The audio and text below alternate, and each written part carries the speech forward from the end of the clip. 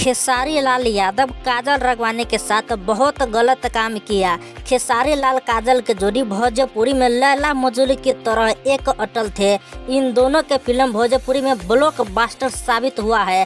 आज तक दोनों में कभी किसी बात पर झगड़ा नहीं हुआ है, मगर कहते हैं ना, दुश्मनी के पैदा हमेशा अपने लोग से ही होता है।